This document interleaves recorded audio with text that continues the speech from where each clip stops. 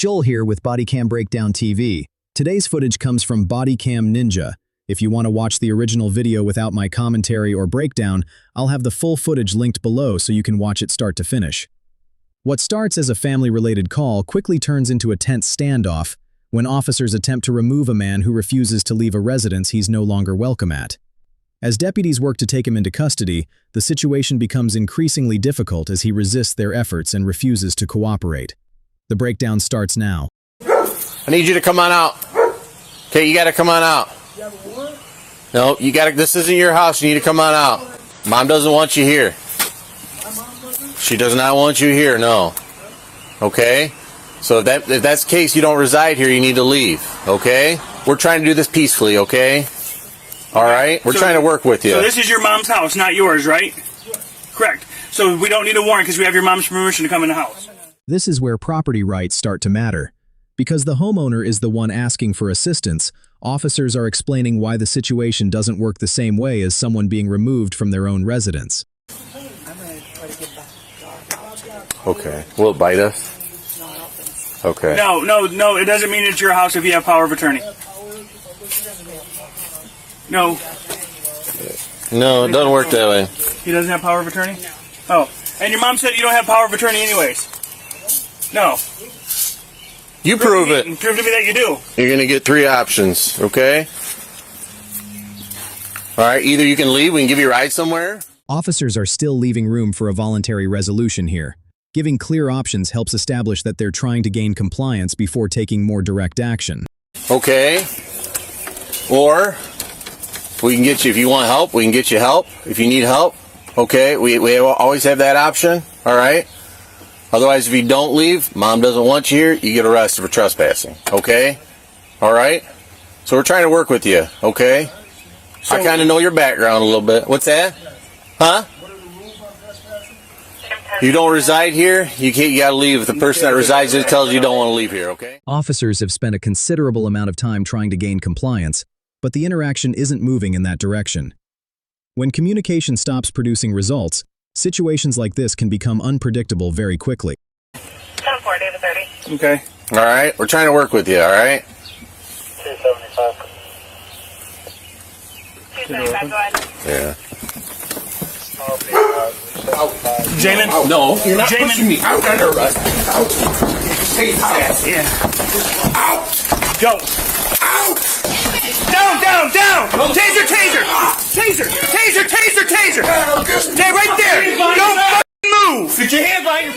The encounter has clearly moved beyond a disagreement over instructions. Once an interaction becomes physical, the focus shifts toward officer safety and regaining control. But the tension in this situation is still building rather than settling down. Back! Don't fucking move! Stop! Don't fucking move! I got...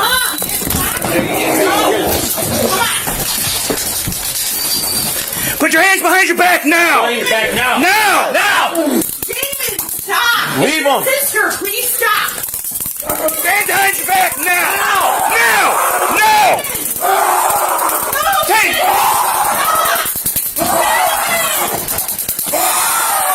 Put your hands behind your back now! Even though he's broken free from the officers for the moment, the situation is far from over.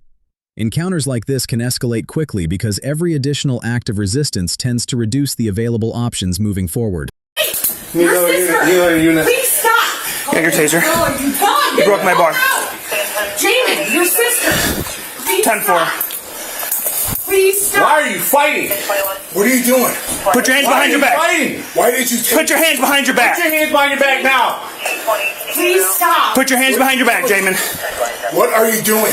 Put your hands behind your back. Again. What are you doing? Your mom doesn't want you here. You're under arrest. And then you just push me. So put your hands behind your back. Officers are giving clear instructions here because communication is often the fastest way to bring a situation under control. When those commands aren't followed, it becomes much harder for officers to safely determine how the encounter is going to end.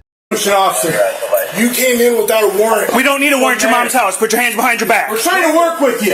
Prove that it's my mom's house. Prove to me that it is. It's You not. know that it isn't my mom's house. Turn around, put your hands behind your back now. You are in resisting. my house and you are trespassing, and that is very bad karma. now. Very bad karma! Okay, I am sorry. I'm sorry, that's bad karma. Okay, calm down. Can we talk to you? No, it's not. This is one of those moments where officers are attempting to bring the encounter back under control, but the situation still feels unsettled. When that happens, everyone is reacting to what comes next rather than what started the call. I tased him. me. Grab me. I believe they entered illegally. No, you don't. Okay. They don't have a warrant. Well, they're here, so you don't live here. You mind your back. Turn around. I will tase you. Turn around. Turn around. Don't do it, man.